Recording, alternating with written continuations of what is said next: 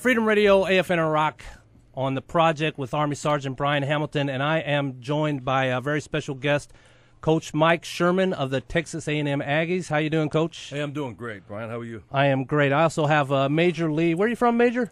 I'm from College Station, Texas. College Station, Texas. All right. Coach Sherman is the current coach of the Texas A&M Aggies.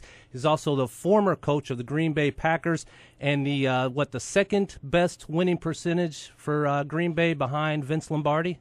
That's what they tell me. Yeah, for the first 5 years that we were there, we were fortunate. We had some good players and had a lot of fun, and it was a good run. Good run. All right, sir. First of all, thank you for coming and joining us here in Iraq. I know it means a lot to people whenever we have big names such as yourself come over. Actually, when we have small names, it means a lot to us. But I saw, and I've been reading in the news, that you actually financed the trip yourself. Why did you do that?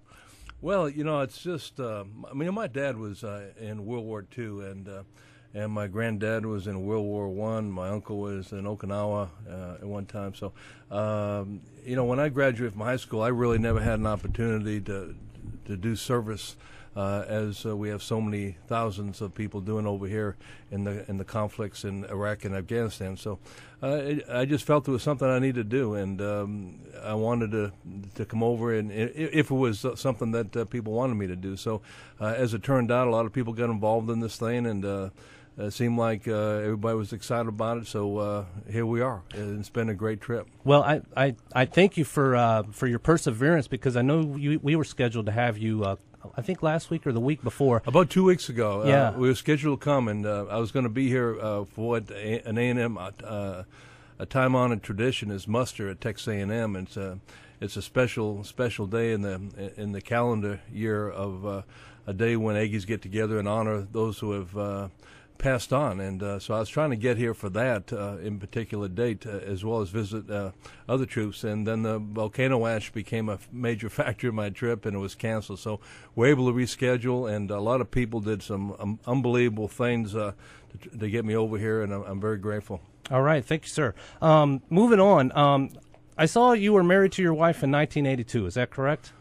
Well, I barely remember how many years we've been married, so I'm glad she's not here to hear me not be able to answer that question. It sounds about right. Okay. But I couldn't roger that, as you say over here, with any true authority, but that sounds about accurate. All right. I saw in 1981 and 1982, you worked as a grad assistant in Pitt, the University of Pittsburgh, and there's rumors circulating that you actually slept on a cot in the stadium because you had no money. The fact that I had no money is totally true, and with 5 kids and a wife, 3 daughters, that's also in question right now as they proceed to order things on the internet without my knowledge. But yeah, I did. I slept in Pitt Stadium. Jackie Sherrill was the head coach.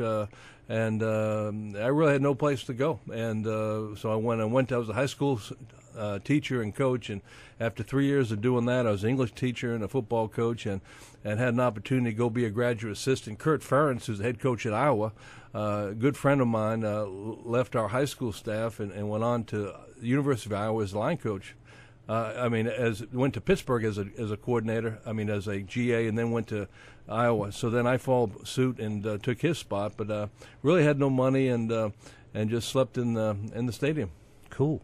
And what did your wife think of that? Was she? Well, she wasn't sleeping there with me in the stadium, and we weren't married at the time. And she was back in Boston. She was a school teacher, and then she followed suit and came, and she got her own apartment, and she got her master's at the University of Pittsburgh. Did she ever hint like, what am I doing with you when you were? Well, that wasn't the only time she ever hinted at that question. I think she's still asking that question today, as she found out about 3 weeks ago about this trip. I didn't really tell her about it till the last minute. Actually, I didn't tell her. One of the wives on our staff mentioned it to her, and I had a little bit of flack for not having brought it up sooner. But I didn't want any angst in regard to this trip, so I waited to the last second, as I usually do with her, to tell her the news. So, but it's been I can't say enough about the people I've met, and just so impressed with the leadership over here.